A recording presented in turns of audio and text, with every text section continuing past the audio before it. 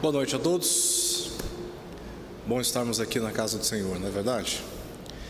Eu tenho tido a alegria e a satisfação de estudar esse livro e eu confesso que tenho sido muito edificado e meu coração tem se enchido de muita gratidão a Deus por essa palavra de Deus, que nos encoraja, que nos fortalece e que nos faz lembrar constantemente que a nossa vida não é nesta vida. A nossa vida é com o Senhor, é para lá que nós estamos indo.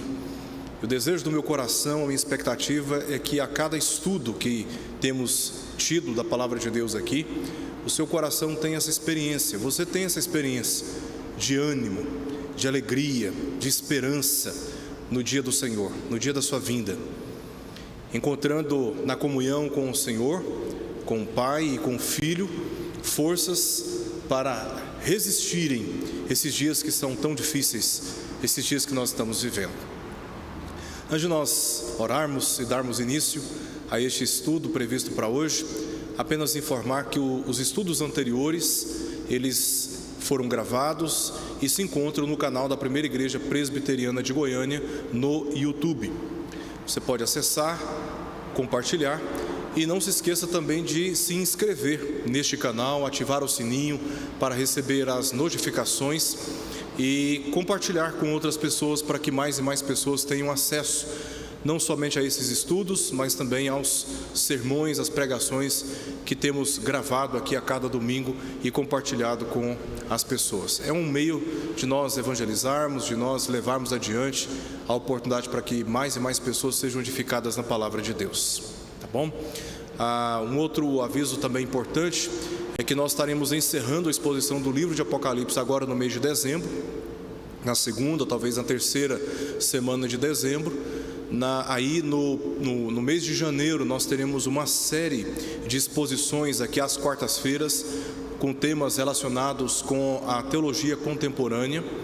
E depois, no mês de fevereiro, nós retomaremos, eu estarei presente a partir do mês de fevereiro, fazendo exposições aqui na primeira epístola de Paulo aos Tessalonicenses.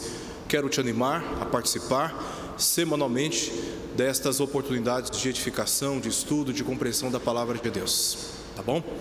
Vamos orar? Pai querido, obrigado, Senhor, por esta noite na tua casa, na comunhão com os teus filhos e com as tuas filhas.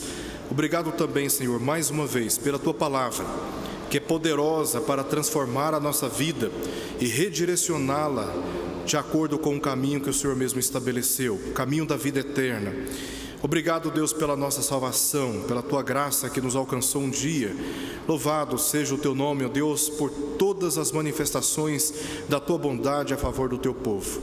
Nós suplicamos, ó Deus, pela vinda de Cristo. Queremos te dizer que aguardamos a vinda do teu Filho e esperamos, ó Deus, que ele venha nos resgatar.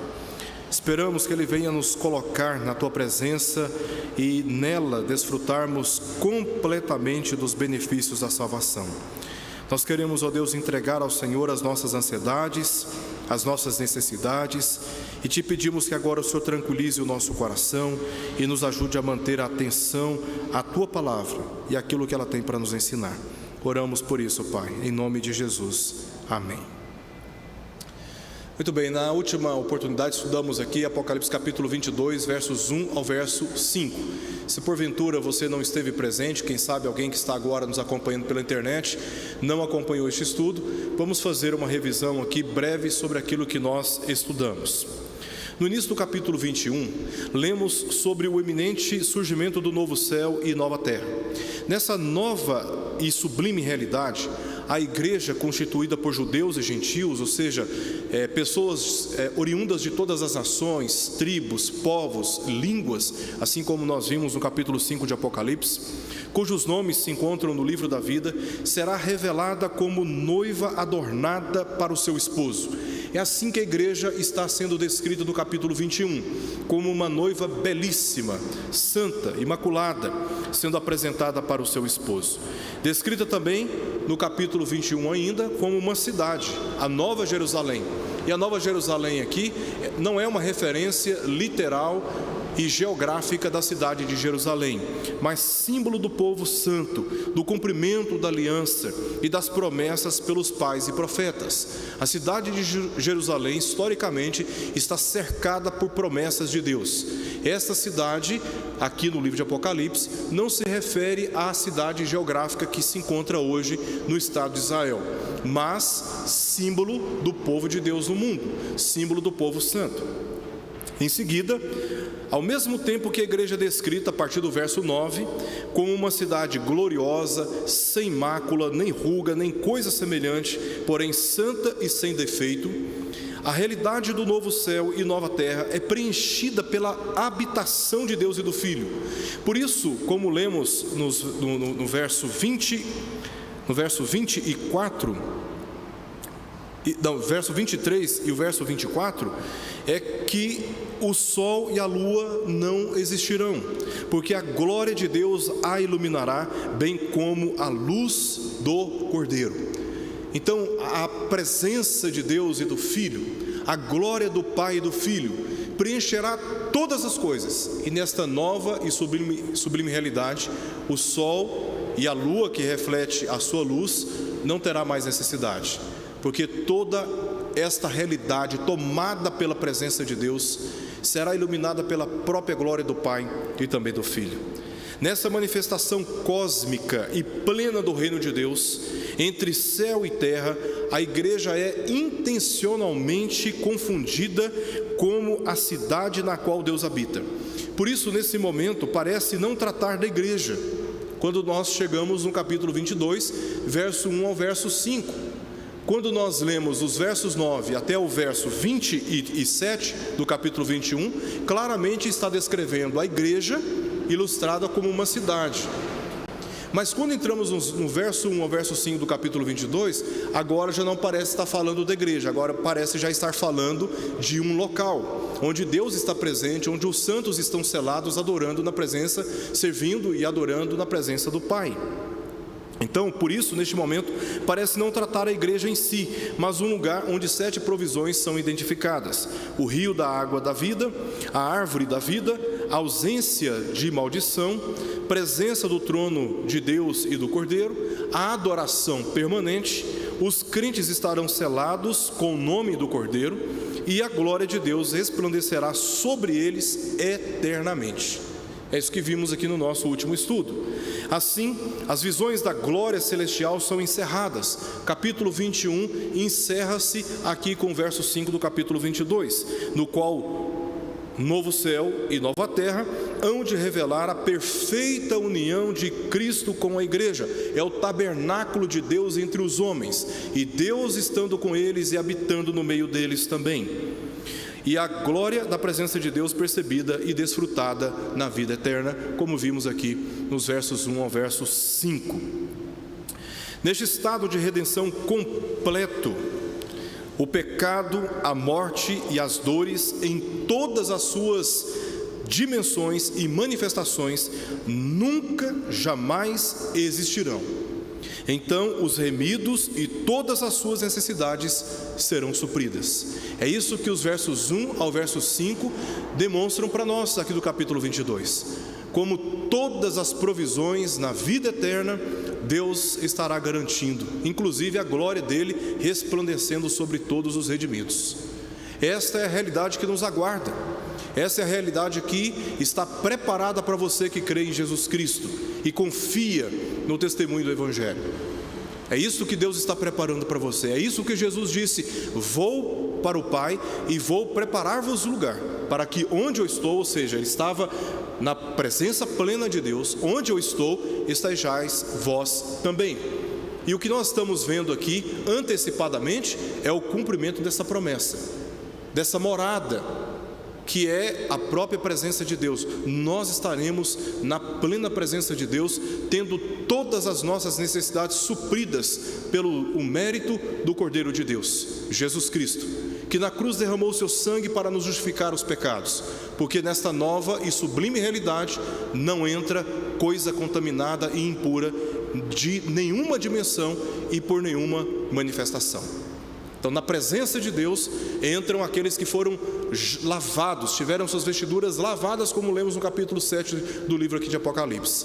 Eles foram justificados pelo sangue de Jesus, e eles depositam em Cristo a confiança de que esta obra foi suficiente para não mais andarmos debaixo de maldição. Cristo cancelou completamente não só a condenação que estava sobre nós por causa do pecado, mas Ele também removeu de nós a culpa. Por isso que o diabo não pode mais nos acusar na presença de Deus, porque por meio de Jesus, pelo sangue de Jesus, Deus já imputou a sua justiça em nós. Ele nos declarou justos, tendo a sua justiça satisfeita pela obra de Jesus Cristo. E aqueles que creem em Cristo e confiam nas promessas de Deus, estão sendo conduzidos pelo Espírito de Deus para esta nova e sublime realidade, onde novo céu e nova terra dão espaço para o surgimento desta união perfeita de Cristo com a igreja, e Deus habita no meio deles, e eles têm todas as suas necessidades supridas, e neles nunca, jamais haverá qualquer tipo de pecado, morte, dor, em todas as suas dimensões e em todas as suas manifestações. Eu creio nisso, e eu aguardo por isso, e eu estou ansioso pela vinda de Cristo. Em outras palavras, eu não devo nada a ninguém, porque toda a minha dívida foi cancelada, segundo Paulo descreve pela obra de Cristo em Colossenses capítulo 2. Eu não devo nada a ninguém, eu não tenho que temer a vinda de Cristo, eu não tenho que temer o dia do Senhor. E basta uma tempestade um pouquinho mais forte, que as pessoas começam a gritar: meu Deus, é o fim do mundo, é o apocalipse, Deus tenha misericórdia, como se o dia da vinda do Senhor fosse um dia terrível para os santos. Não, é no meio das tribulações que nós estamos dizendo: venha mesmo, Senhor Jesus, venha mesmo, Senhor Jesus. Nós não caímos em desespero, nós não temos medo da morte, porque o que nos aguarda é a vida eterna, e a morte não tem mais domínio sobre nós, não tem mais poder sobre nós.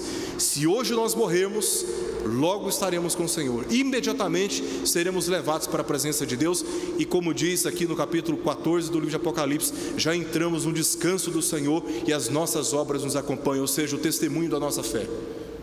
Então nós não temos que temer, nós não temos que ficar assustados quando somos surpreendidos por uma pandemia, por uma tempestade forte, por um terremoto, por desastres. Tudo isso já estava previsto como sinais da vinda de Cristo, e tudo o que nós aguardamos é pela vinda de Cristo, porque pela vinda de Cristo todos os nossos sofrimentos, fadigas, angústias passarão. E é por isso que no meio das tribulações nós estamos dizendo: venha mesmo, Senhor Jesus, porque nós entraremos no descanso do Senhor. E é isso que nós vimos aqui no estudo anterior. O texto de hoje é o texto de Apocalipse capítulo 22, apenas o verso 6 e apenas o verso 7, que dizem assim: disse-me ainda, estas palavras são fiéis e verdadeiras. O Senhor, o Deus dos espíritos dos profetas, enviou o seu anjo para mostrar aos seus servos as coisas que em breve devem acontecer. Eis que venho sem demora. Bem-aventurado aquele que guarda as palavras da profecia deste livro. Repito, bem-aventurado aquele que guarda as palavras da profecia deste livro. Essa passagem, ela marca o início de uma nova sessão que se divide em 7 exortações. Essa é a última sessão, a partir aqui do verso 6 do capítulo 22 até o verso 21, encerrando o livro, nós vemos aqui 7 exortações. Primeiro, verso 6 ao verso 7, texto da nossa observação nesta noite: as palavras são fiéis e verdadeiras. Essa é a primeira exortação. Segundo, versos 8 e verso 9, a adoração deve ser oferecida somente a Deus. Veremos isso na próxima semana. João, surpreendido mais uma vez com as revelações que ele tinha acabado de receber, ele, no ímpeto, se precipita em se prostrar diante do anjo, e o anjo o exorta dizendo: adore a Deus, eu sou como você, sou conservo teu. Adoração deve ser oferecida somente a Deus. Terceira exortação está no verso 10 até o verso 15, o Senhor retribuirá a cada um segundo as suas obras. Versos 16 e 17, Jesus e a expectativa do seu retorno. Aqui é como o encerramento do livro. As palavras da profecia não devem ser violadas. Versos 18 ao verso 19. Essa é a quinta exortação. A sexta exortação: Jesus é quem dá testemunho da profecia. É como se ele estivesse agora, ele abre o livro do Apocalipse, é a revelação, verso 1, e agora ele sela, ele fecha o livro da revelação. E por fim, a bênção final, verso 21. Todo este texto, dos versos 6 até o verso 21, pode ser compreendido como uma doxologia, ou seja, a parte conclusiva do livro na qual encontramos as considerações finais. Agora vamos para o nosso texto, analisando esses dois versos aí. O verso 6 começa dizendo: disse-me ainda. Essas palavras são fiéis e verdadeiras. Quem que disse isso para o João? Quem que falou isso para ele? O mesmo anjo que o levou até uma grande e elevada montanha, numa visão para lhe mostrar a igreja glorificada, como lemos no verso 9. E é o mesmo que mostrou a João também os benefícios da vida eterna, o que nós vimos aqui no último estudo. Agora o mesmo anjo é aquele que está ainda falando com ele. É o mesmo anjo. Então quando diz, disse-me ainda, essa é uma referência ao mesmo anjo que o levou às duas visões que nós tivemos aqui, tanto da igreja descrita como uma cidade gloriosa, como também os benefícios da vida eterna, versos 1 ao verso 5 do capítulo 22. Após Cristo declarar que faz novas todas as coisas, para enfatizar a confiança de que tudo há de se cumprir, Jesus disse isso no verso 5 do capítulo 21. Essas palavras são fiéis e verdadeiras. Essa é a primeira referência que nós temos no livro todo com essas palavras, se referindo ao livro. Essas palavras são fiéis e verdadeiras. Agora, o anjo, como um representante de Cristo, um enviado de Cristo, após o testemunho da vida eterna prometida aos redimidos, versos 1 ao verso 5, reafirmou: essas palavras são fiéis e verdadeiras. Elas são, em outras palavras, infalíveis. Elas são fiéis. Elas hão de se cumprir.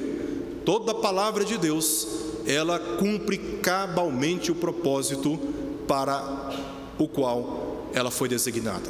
Ela é fiel. E isso é um testemunho maravilhoso para nós, porque o cumprimento das palavras de Deus não depende de crermos ou não crermos, mas de quem a proferiu. E se Deus disse, essa palavra vai se cumprir, mesmo quando muitos estão afirmando para si mesmos. Essas palavras não são fiéis, essas palavras são enganosas, são mentirosas, são fictícias, são falaciosas, são fantasiosas. Ainda assim, a palavra de Deus cumpre cabalmente o seu propósito, porque o cumprimento não depende de quem crê ou deixa de crer, mas de quem proferiu. Por isso, aqui Cristo, pelo seu mensageiro, está dizendo: estas palavras são fiéis e também são verdadeiras. Ou seja, elas são suficientes para todo o desígnio de Deus. Por isso elas são verdadeiras. Elas são suficientes. Quando nós falamos que a palavra de Deus é infalível e suficiente, nós não estamos falando nada mais daquilo que a palavra declara a respeito dela mesma. A palavra de Deus é fiel e ela é verdadeira. Ela é suficiente para cumprir o propósito de Deus. Ela é suficiente tanto para a nossa salvação, como também ela é suficiente para nos conduzir a uma vida de santificação até o dia de Cristo. E o Espírito Santo, como um aio, como um professor, como um guia, pela palavra nos conduz neste caminho, a perseverarmos até que Cristo seja manifestado no céu. Então, a palavra de Deus, ela não é apenas fiel por cumprir cabalmente o seu propósito, ela também é verdadeira por ser suficiente. Nós não precisamos de nada mais. Isso vai dar uma reverberada mais adiante no texto aqui de Apocalipse, versos 18 até o verso 19. Por isso nada pode ser acrescentado e nada pode ser tirado, porque ela é suficiente. Ela é a verdade de Deus. Mais adiante, o anjo diz a João: o Senhor, o Deus dos espíritos dos profetas, o Senhor, o Deus dos espíritos dos profetas. Essa frase, o Senhor, o Deus dos espíritos dos profetas, se refere à ação soberana de Deus que inspirou os profetas, incluindo o próprio João, que funciona aqui como um profeta. Ele recebe a mensagem de Deus e ele escreve essa mensagem, ele registra essas palavras e agora ele comunica esta revelação às 7 igrejas da Ásia. Ele está funcionando como um profeta. Então, quem é que está trazendo luz a respeito dessas verdades? O Senhor. E por meio de quem ele está trazendo soberanamente a revelação dessas verdades?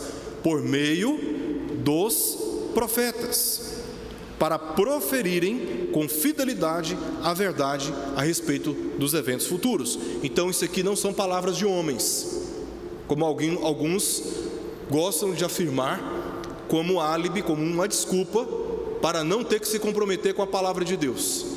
Essa Bíblia foi escrita por homens. Foi escrita por homens. Claro, ela foi escrita por homens, mas ela foi inspirada por Deus. Ela foi dada por Deus. Essas palavras, elas tiveram origem em Deus, o Senhor, o Deus dos espíritos dos profetas. Olha o que nós lemos dentro do livro, no capítulo 10, verso 7. Mas nos dias da voz do 7º anjo, quando ele estiver para tocar a trombeta, cumprir-se-á então o mistério de Deus. O mistério que é oculto a nós não conhecemos, ele há de cumprir este mistério. São os decretos eternos de Deus, decretos estes que foram estabelecidos antes da criação do mundo, antes da criação do homem. Esses decretos, eles são um mistério para nós. Nós não conhecemos plenamente a mente de Deus. E se tivéssemos a mente de Deus, não seríamos homens, seríamos deuses. Mas como criaturas finitas no saber, nós não conhecemos todos os mistérios de Deus. Mas esses mistérios estão se cumprindo, segundo Ele anunciou aos seus servos, os profetas. Aquilo que foi revelado aos profetas foi revelado como suficiente para crermos e perseverarmos. E isso foi revelado aos profetas. E eles trouxeram a luz, eles trouxeram ao conhecimento, eles chamaram a atenção das pessoas para que pudessem compreender as palavras de Deus. Em 2 Timóteo capítulo 3, verso 16, lemos nas palavras de Paulo: toda a Escritura é inspirada ou soprada por Deus. Também em 2 Pedro capítulo 1, verso 21, nós lemos: porque nunca jamais qualquer profecia foi dada por vontade humana, ou seja, nenhuma profecia que se encontra no cano bíblico fora dada ou construída ou produzida pela criatividade, pela inteligência, pelas faculdades humanas. Entretanto, homens santos falaram da parte de Deus. Deus conduziu os homens, inspirando e influenciando suas mentes para os devidos registros, e eles fizeram assim, sendo movidos pelo Espírito Santo. O Senhor, o Deus dos espíritos dos profetas, enviou, diz o texto, seu anjo. E quem está falando essas coisas para João? O anjo do Senhor. O anjo do Senhor. Com qual finalidade? Mostrar aos seus servos as coisas que em breve devem acontecer. Servos aqui certamente se relaciona com as igrejas, aos crentes da Ásia que estavam passando por uma terrível tribulação. E a partir das igrejas, essas 7 estratégias igrejas da parte ocidental da Ásia, chamada de Ásia Menor, hoje a parte ocidental da Turquia, a partir dessas igrejas, essa mensagem ecoou para as demais igrejas, e pelo Espírito de Deus vem atravessando gerações e chegando a cada um de nós. Então, essa é a finalidade. Deus, por meio do seu anjo, mostrou ou revelou essas coisas ao apóstolo João, que registrou essas visões, essas mensagens, e então encaminhou aos servos, dizendo, informando, advertindo, prevenindo, preparando quanto às coisas que, como diz o texto, em breve devem acontecer. No capítulo 1, assim, essa parte final do verso 6 conecta o último ao primeiro capítulo, abrindo e fechando o livro. A outra referência que nós temos aqui desta frase está lá no capítulo 1, verso 1. Olha aqui, entre aspas, coincidência. O primeiro verso do livro de Apocalipse diz: revelação de Jesus Cristo. Esse é o propósito central de todo o livro do Apocalipse, a revelação de Jesus, que Deus lhe deu para, olha só, mostrar aos seus servos as coisas que em breve devem acontecer. Literalmente a mesma citação que nós encontramos no verso 6 do último capítulo do livro, como que abrindo e fechando o livro. Existem outras duas referências ainda no capítulo 1 e também no capítulo 4 sobre as coisas que devem acontecer, mas literalmente nós temos duas referências no primeiro capítulo e no último capítulo. E que ele, enviando por intermédio do seu anjo, notificou ao seu servo João. Veja o paralelo do verso 6 do capítulo 22 com o verso 1 do capítulo 1. Enviou o seu anjo, enviando por intermédio do seu anjo. Com qual propósito? Mostrar aos seus servos as coisas que em breve devem acontecer. No verso 1 do capítulo 1, mostrar aos seus servos as coisas que em breve devem acontecer. Literalmente a mesma repetição. Nos parece que a intenção aqui do Espírito Santo, quem está trazendo, o entendimento a João dessas revelações, é de abrir o livro e fechar o livro. Nesse intervalo entre o capítulo 1 e o capítulo 22, aqui eu faço um resumo de todo o livro do Apocalipse. Os leitores foram encorajados a perseverar na fé em meio às tribulações. Capítulo 2 ao capítulo 3, nós temos as 7 cartas. Confiados no governo soberano de Deus, capítulo 4, perseverar na fé em meio às tribulações, capítulo 2 ao capítulo 3. Confiados no governo soberano de Deus, capítulo 4. Na mediação e reinado soberano de Cristo, capítulo 5. Pois ele estaria realizando os decretos eternos, ele está rompendo os selos para no final abrir o livro e julgar todas as coisas. Então, à medida que ele está quebrando os selos, aqui o livro vai revelando o cumprimento dos decretos eternos contidos no livro, envolvendo o cumprimento da justiça. Por isso nós temos tantos cenários de punições, de desastres, e depois esses mesmos cenários são repetidos, mostrando por outros ângulos, por outras perspectivas, com outras ênfases, o mesmo cenário deste período que antecede a vinda de Cristo, sabendo que as tribulações vão se intensificando à medida que esse dia se aproxima, e também não apenas punindo os incrédulos, mas também salvando os crentes, punindo os incrédulos, castigando eternamente os inimigos espirituais, como nós vimos aqui no capítulo 20, e salvando os crentes, todos aqueles que constam no livro da vida. Também inaugurando, aí entramos no capítulo 21, inaugurando o estado eterno com ele, no qual ele há de fazer novas todas as coisas. Ele está inaugurando esse estado eterno, inaugurando novo céu e também nova terra. E é nesse estado que nós nos encontraremos com ele, segundo lemos aqui até o verso 5 do capítulo 22. Esta repetição, portanto, enfatiza a fidelidade e verdade. Elas são fiéis e verdadeiras. Enfatiza a fidelidade e verdade das promessas, chamando a atenção para a sua origem. Qual é a origem? O Senhor, o Deus dos espíritos dos profetas. Essas palavras, essas promessas, elas estão sendo sustentadas por aquele que as proferiu. Agora no verso 7, nós temos inicialmente esta frase: eis que venho sem demora. A tradução literal desta frase é a seguinte: Nós temos aqui em cima o texto grego, Kai su ersomai e taisu, e veja, venho brevemente. Essa é a tradução literal. E veja, venho brevemente.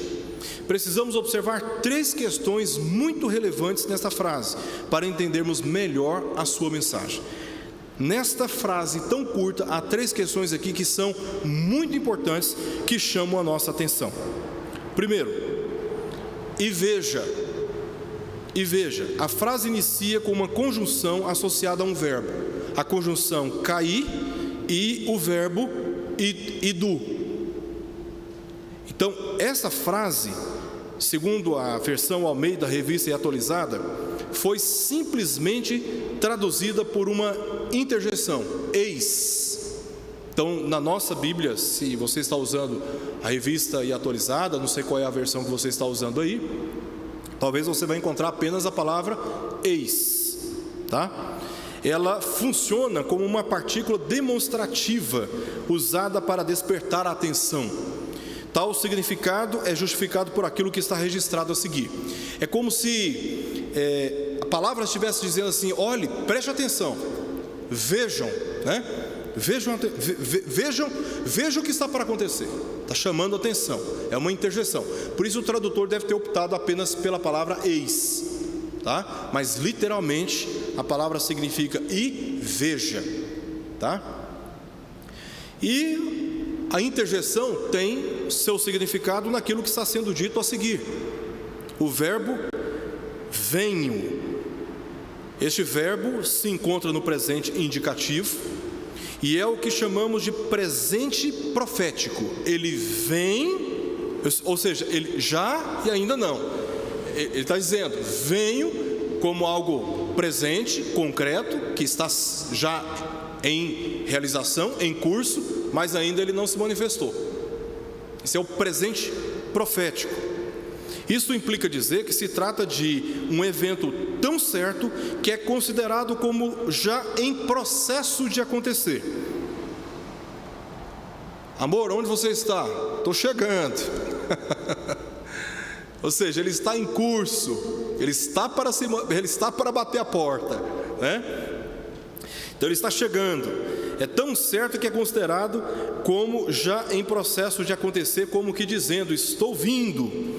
A promessa foi confirmada e detalhada em Atos capítulo 1, verso 11, quando Jesus ascendeu aos céus após a primeira vinda. Vamos ler esse texto?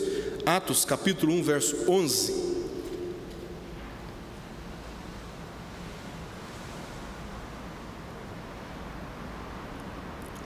Veja como a palavra trata como algo absolutamente certo, né? Este evento da manifestação de Cristo é tão certo que os 2 anjos, verso 10, disseram aos discípulos: varões galileus, por que estáis olhando para as alturas? Esse Jesus que dentre vós foi assunto ao céu, virá do modo como o vistes subir. Tão certa foi a ida de Jesus, a subida de Jesus, a ascensão de Jesus ao céu, será a sua volta. Terceira observação que nós fazemos aqui. Primeiro, a interjeição chamando a atenção para algo extraordinário que está para acontecer. Segundo, o evento que justifica esta chamativa. Jesus está a caminho, está vindo. Terceiro, como que ele virá? Diz o texto, brevemente. Este adjetivo significa rápido, rápido, rápido. Bora. É para agora, vamos. No neutro singular, como aqui, a palavra que aparece, táxio, é usado como um advérbio para significar brevemente ou repentinamente, assim como em outras passagens do livro de Apocalipse indica que a vinda de Jesus será imediata, breve, repentina. Considerando o fato de que quase 2000 anos já se passaram, o livro de Apocalipse foi escrito por volta do ano 96, 98, na primeira era cristã, da era cristã. Considerando que quase 2000 anos já se passaram desde o registro dessa promessa em Apocalipse, a palavra rapidamente deve se referir a algo diferente de breve, no sentido cronológico, pois quase 2000 anos não poderia ser compreendido como algo que aconteceria poucos dias ou anos após ter tido essa revelação, João ter tido essa revelação. Isso não faria sentido e não faz sentido.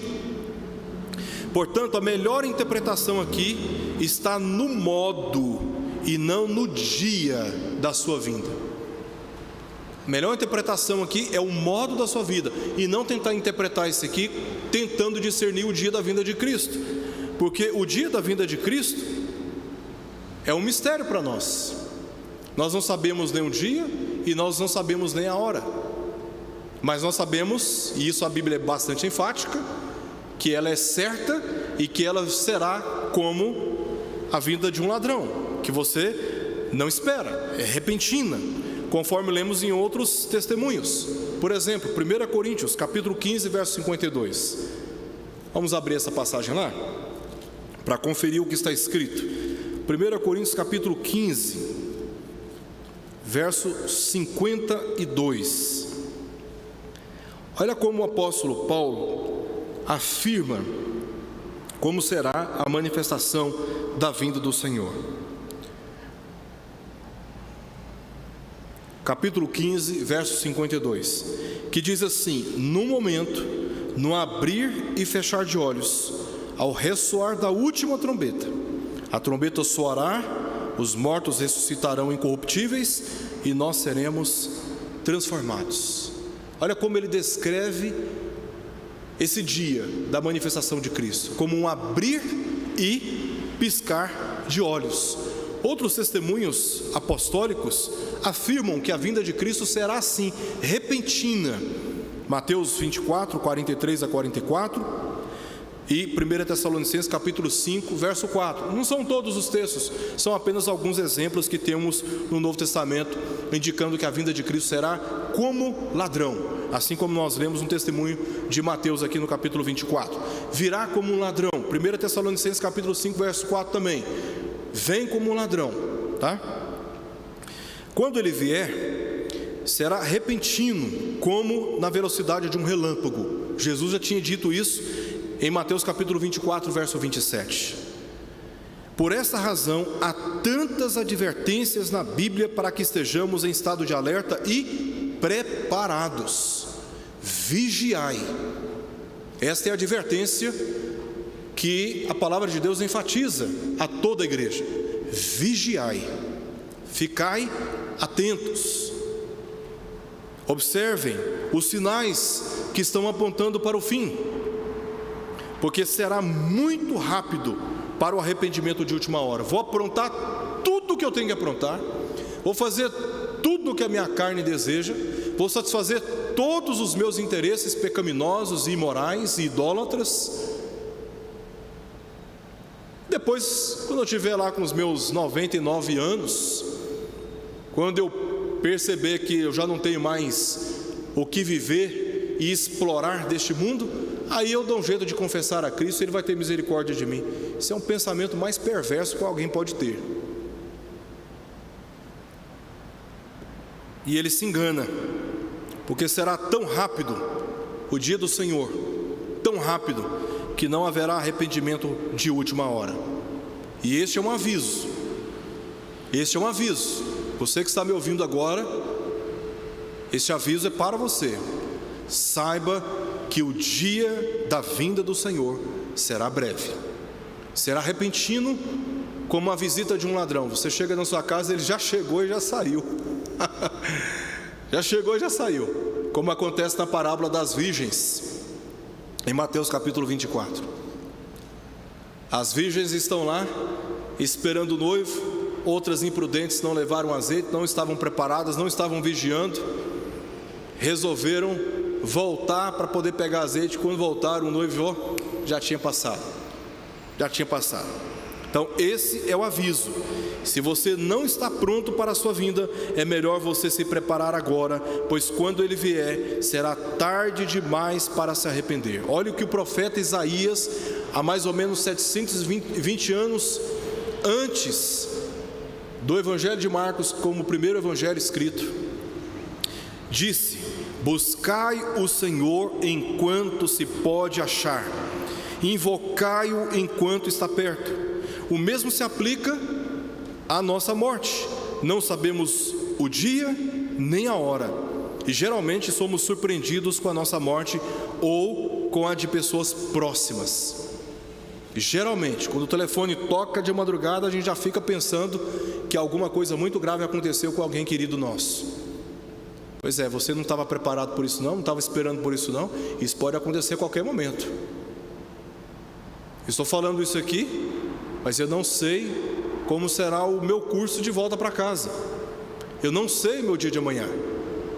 E nós temos que estar preparados.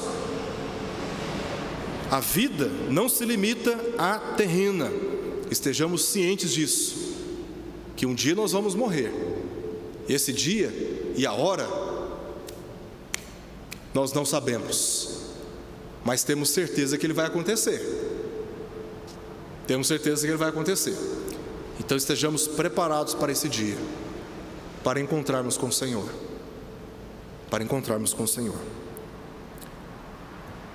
A última parte do verso 7 diz assim: bem-aventurado aquele que guarda as palavras da profecia deste livro. Esta é a sexta ocorrência da bem-aventurança em todo o livro. Ou seja, as 7 ocorrências em todo o livro de Apocalipse. Veja como esse número 7 ele é predominante, tanto na estrutura como também no significado do livro. 7 vezes nós encontramos esta bem-aventurança. Esta é a sexta ocorrência. Essas bem-aventuranças, elas estruturam o livro com a promessa que repousa sobre aquele que guarda as palavras da profecia deste livro. Você vai lendo o texto, vai ficando assustado com os desastres que já estão acontecendo. Vi agora recentemente um vídeo da cidade de Blumenau, uma tempestade muito forte, realmente assustadora que aconteceu lá, e as pessoas estavam muito assustadas. Então, no meio dessas tribulações que já estão previstas no livro de Apocalipse, também nós somos consolados como igreja com esta palavra: bem-aventurado aquele que guarda as palavras da profecia deste livro. E essas bem-aventuranças estão sendo acompanhadas por essas promessas, por este consolo. O verbo grego guardar aqui é teros, que significa observar atentamente, como quem olha para um relógio aguardando a hora de um compromisso agendado. Você fica o tempo todo tenso, preocupado se não está na hora, se não atrasou. Não é assim que nós lidamos com os nossos compromissos profissionais? Não é assim que nós lidamos com o dia da prova, por exemplo, do Enem? Nós já ficamos já um dia antes, já assim, em pânico, preparados, com medo de dormir, de não acordar depois. Coloca o relógio para despertar, pede para a mãe, pede para o pai, pede para o irmão para poder ajudar a acordar também. Já se prepara com a alimentação, ansioso, observando o horário, porque tem um momento exato e um local exato que você precisa estar. Deveríamos agir assim também com a igreja e com as coisas do Senhor, tendo esse cuidado de vigiarmos os nossos horários, chegarmos na hora certa, assim como em grau muito mais elevado de preocupação deveríamos ter com o dia da vinda do Senhor Jesus Cristo. E o texto está dizendo aqui: bem-aventurado aquele que guarda, ou aquele que observa atentamente, como aquele que está observando um relógio, aguardando um compromisso agendado. E toda essa atenção é necessária por 2 motivos. Primeiro, as palavras são fiéis e verdadeiras. Está aqui um motivo porque nós devemos observar esse texto e observar com uma atenção especial. Não é aquela olhada assim de qualquer jeito, não. Não, nós temos que ler o texto com a devida cautela, para entendermos o texto, para sermos envolvidos por aquilo que o texto está nos nos conduzindo e nos convencendo. Temos que estar atentos àquilo que ele está dizendo. Segundo, por causa da fonte, temos que guardar ou observar atentamente o texto, todo esse texto, porque essas palavras são fiéis e verdadeiras, e também porque foi o Senhor quem as proferiu. E se o Senhor disse, nós temos que dar atenção ao que o Senhor está dizendo,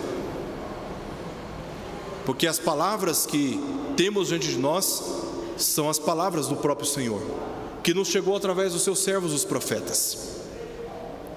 Portanto, bem-aventurado aquele que guarda as palavras da profecia deste livro e não as trata como fictícias, mas como fiéis e verdadeiras. Bem-aventurado.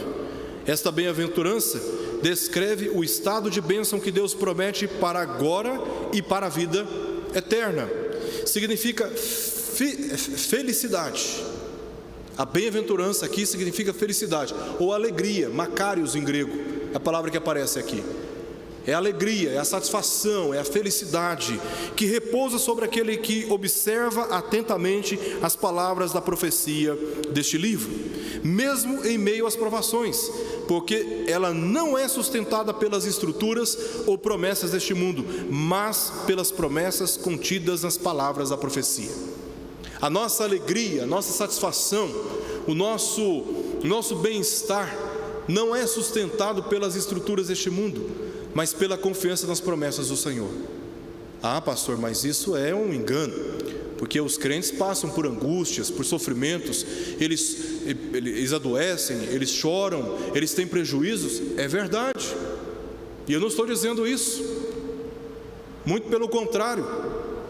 Eu acredito que as lutas dos crentes são muito mais intensas do que aqueles que não são, porque não bastando as tribulações externas dessa vida, nós temos uma outra tribulação interna, é a militância do nosso espírito com o nosso anseio de cometer pecado, de desobedecer a Deus.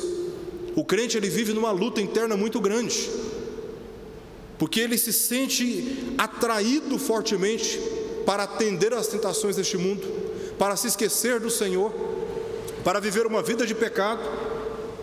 Mas como ele tem uma alma regenerada, as suas disposições elas foram convertidas para agradar a Deus e andar no caminho do Senhor. Ao mesmo tempo que ele está inclinado para o mal, ele está lutando contra aquilo, porque ele prefere obedecer o Senhor. Então eu não estou dizendo que o crente não passa por tribulações, o crente passa, e acrescento, acredito que passa por mais tribulações do que uma pessoa que não está nem aí para o Senhor Jesus, para o que ele fez na cruz, que despreza friamente a palavra do Senhor e não tem o mínimo temor no uso das suas palavras, nas suas ações, e vive a vida regada com bebidas, com imoralidades, com idolatrias, com blasfêmias, com difamações do Evangelho, perseguindo e discriminando a igreja do Senhor na terra. Esses aí, você acha que estão com crise de consciência? Eles estão agindo em conformidade com a própria natureza deles. Então eu não estou dizendo, repito, que o crente não passa por tribulação, mas sabe qual é a diferença? É que no meio dessas tribulações nós perseveramos, no meio dessas lutas, dessas dores, desses prejuízos, nós perseveramos, porque nós sabemos para onde estamos caminhando.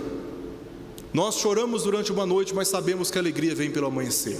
Quando Cristo for revelado e a sua glória preencher todas as coisas, aí será o dia dos bem-aventurados, o dia da alegria e da felicidade eterna dos redimidos, que serão colocados diante do trono daquele que está sentado, para lhe servir com adoração, e eles nunca sofrerão qualquer efeito do pecado, da dor e da morte. Não haverá nenhuma contaminação na sua alma, porque Deus estará removendo por toda a eternidade a presença do pecado na vida dos santos. É por isso que a igreja é descrita como uma cidade gloriosa, cujos portões são altíssimos, os fundamentos com pedras preciosas, gravadas ali com os nomes dos 12 apóstolos, porque a igreja foi fundamentada doutrinariamente nos fundamentos dos ensinos apostólicos. E essa cidade, ela é vista de uma forma tão grandiosa e gloriosa e santa, porque, como diz o último verso do capítulo 21, não entra coisa nenhuma contaminada, é uma cidade santa. É por isso que nós perseveramos, porque nós sabemos, como Cristo pendurado no madeiro sabia da alegria que lhe estava proposta. É por isso que nós perseveramos, é por isso que nós abrimos mão de desobedecermos a Deus e vivermos uma vida de integridade diante dele. Nenhum de nós é perfeito, mas seremos perfeitos, mas estamos no caminho da perfeição. Nós, como diz o apóstolo Paulo em 1 Coríntios capítulo 10, esmurramos o nosso corpo e o reduzimos à escravidão, para que, tendo pregado a outros, não sejamos nós mesmos reprovados. Esta é a motivação do crente. Ele anda na contramão deste mundo, porque ele sabe e ele tem consciência da glória que lhe está reservada, como Paulo diz, se não me engano, no capítulo 4 de 2 Coríntios. Ele sabe a glória que está reservada para ele, glória esta que não pode ser comparada com nenhuma leve, como ele diz, leve e momentânea tribulação. Bem-aventurados são aqueles que guardam as palavras da profecia deste livro. Eles estão atentos à palavra de Deus e eles se recusam a dirigir os seus passos, a dirigir as suas vidas por um caminho que não seja o caminho indicado por essa palavra.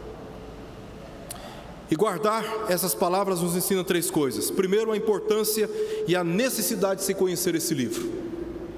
Não só esse livro, toda a palavra de Deus, mas em particular, aqui o anjo está falando para João: bem-aventurado é aquele que guarda as palavras da profecia deste livro, se referindo ao livro do Apocalipse. Bem-aventurado é este. Nós temos a necessidade de conhecer este livro. Nós temos a necessidade de conhecer o Novo Testamento. Nós temos a necessidade de conhecermos o Antigo Testamento. Nós temos a necessidade de conhecermos a palavra de Deus. Segundo, de confiar na sua origem divina. Quem está trazendo essa revelação é o próprio Deus. Então, quando diz que nós devemos guardar as palavras do livro dessa profecia, da profecia deste livro, está chamando a atenção aqui para a origem. É Deus quem entregou, e se Deus quem entregou, essas palavras são inspiradas. Não existe uma parte que é digna de confiança e outra parte que não é digna de confiança. Não, meus irmãos, toda esta palavra é digna de inteira aceitação. E devemos manter a atenção a este livro por causa da sua origem. É um texto completamente inspirado. Em terceiro lugar, de perseverar orientados por essa mensagem. Por isso temos a necessidade de guardar as palavras da profecia deste livro, porque são estas as palavras de vida eterna, são essas as palavras que nos conduzem no caminho do Senhor, e sem essas palavras nos encontraríamos perdidos neste mundo, sem sabermos em qual direção caminhar. Como diz lá em Provérbios, se não me engano, no capítulo 18, diz que há caminhos para o homem que parecem retos, mas o seu fim é de morte, de destruição. Mas com a palavra de Deus, como diz no Salmo 119, que é luz para os nossos caminhos, nós andamos seguros, sabendo para onde estamos caminhando. Quero terminar trazendo algumas considerações finais. Primeiro, observemos as advertências deste livro. Observemos aquilo que essas palavras nos advertem. O Senhor vem, e Ele vem de modo repentino. Estejamos vigiando, meus irmãos, não apenas os sinais externos, mas também das calamidades sociais, mas também aqueles que são internos, filhos desobedientes aos pais, o amor se esfriando, muitos abandonando a fé. São sinais também relacionados com questões internas, dos valores, da moralidade. E nós temos que estar atentos também a esta realidade que está cada vez mais intensa, apontando para o fim. E nós não sabemos o dia que o Senhor aparecerá, nem a hora. Estejamos atentos às advertências deste livro.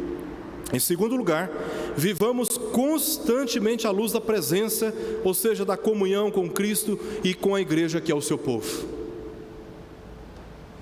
Não abra mão de estar na casa do Senhor. Se você tem condições, esteja presente. Não perca estudos de quarta, não deixe de participar dos pequenos grupos. É muito, você não tem condições. Não abra mão do dia do Senhor. Domingo é dia de estarmos na casa do Senhor. Domingo é dia de estarmos em comunhão com os santos. Se você faz parte do grupo de risco, neste contexto excepcional de pandemia, é recomendado pelas autoridades de saúde que você se preserve. Mas se você não faz parte desse grupo de saúde, desse grupo de risco, você não deve se acomodar na sua casa. Deve jogar fora toda preguiça, toda acomodação, toda lentidão em relação aos compromissos da vida cristã. Saia da sua casa, venha para a casa do Senhor, se una com os santos, preste o culto ao Senhor, ouva a palavra de Deus publicamente, porque, como diz o Salmo 133, ali ordena o Senhor a sua bênção. Nós não podemos esquecer que o povo congregado é uma ordenança do Senhor. Mantenha, cultive a sua comunhão com o Pai pela fé em Jesus Cristo, demonstrando isso pela comunhão com a igreja.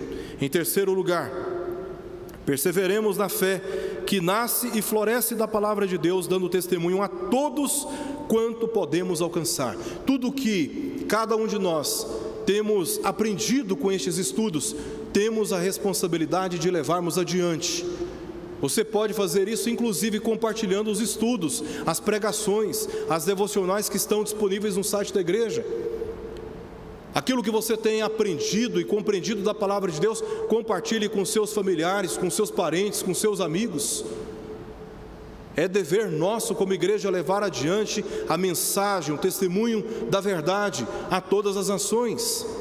Em quarto lugar, vivamos como peregrinos, nos recusando a agarrar ao materialismo como segurança e nos apegando muito mais às promessas da vida eterna. Não pense você que o céu é lugar para ricos. Não pense você que o céu é lugar para pobres e miseráveis, que se veem como vítimas de uma sociedade injusta. O céu é lugar para aqueles que creem em Jesus Cristo e que pela graça receberam tão grande salvação, independente da sua classificação social, do seu grau acadêmico, da cor da sua pele, independente da sua história familiar, independente da sua carreira profissional. O céu é lugar para os santos, aqueles que lavaram suas vestiduras no sangue do Cordeiro. Em quinto e em último lugar, suportemos as provações dessa vida, explorando e desfrutando da felicidade de termos sido eternamente redimidos da condenação que pesava sobre nós, por meio de Jesus Cristo, aguardando o dia da sua vinda. Me lembro do apóstolo Paulo e Silas, em Atos capítulo 16, perseguidos, perderam tudo, foram lançados numa cadeia, foram torturados e estavam em estado de tortura. Enquanto eles estavam presos, enquanto eles estavam sendo maltratados, com a sua liberdade privada, eles aproveitaram aquele momento para cantar hinos. Quem que entende crente? Quem que entende crente? Quem que entende crente? Me lembro de uma irmã aqui da nossa igreja, que eu fui visitar, não faz muito tempo, faz pouco tempo agora. Eu estava visitando ela regularmente, ela estava com uma grave enfermidade. E me lembro dela, eu fico um pouco até emocionado, né? Porque eu me lembro dela falar para mim da satisfação dela, da salvação. Ela dizendo para mim no hospital, aqui no setor aeroporto, ela dizendo: pastor, eu estou pronta para me encontrar com o Senhor, eu estou em paz, e é isso que eu estou aguardando. Eu só estou aguardando o momento de ir para o Senhor. E ela falou isso numa convicção tão grande, que eu fiquei assim, profundamente impactado. Eu saí do hospital assim, refletindo na consistência da fé daquela irmã, que está hoje com o Senhor, no descanso do Senhor. E eu fico pensando, nós, quando a nossa unha quebra, a gente faz A gente faz um escândalo tão grande que fica parecendo que é a pior das experiências. Quando eu vi aquela irmã naquela condição, estado terminal, ela dizendo: pastor, estou em paz, preparada para encontrar com o meu Senhor. Ora, meus irmãos, é disso que eu estou falando aqui nesse tempo todo. É dessa fé que nós precisamos. Essa fé que brota da palavra de Deus e que floresce, nos fazendo perseverar no meio das nossas provações. Que Deus tenha misericórdia de nós, fortaleça a nossa fé e nos faz lembrar que a nossa vida não é neste mundo, mas é com o Senhor. Oremos.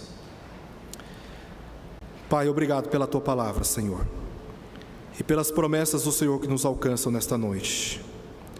Dá-nos um coração sensível a tudo aquilo que ouvimos aqui e humilha-nos diante da grandeza do Senhor e do Teu Filho. Suplicamos que o Teu Espírito nos assistas, porque não sabemos orar como convém. Acolha, Senhor, as nossas petições, o nosso clamor, o anseio do nosso coração, e saiba que nós te amamos e aguardamos ardentemente a vinda do Teu Filho, Jesus Cristo. É por Ele que nós oramos. Amém. Muito bem, meus irmãos. Deus continue nos abençoando.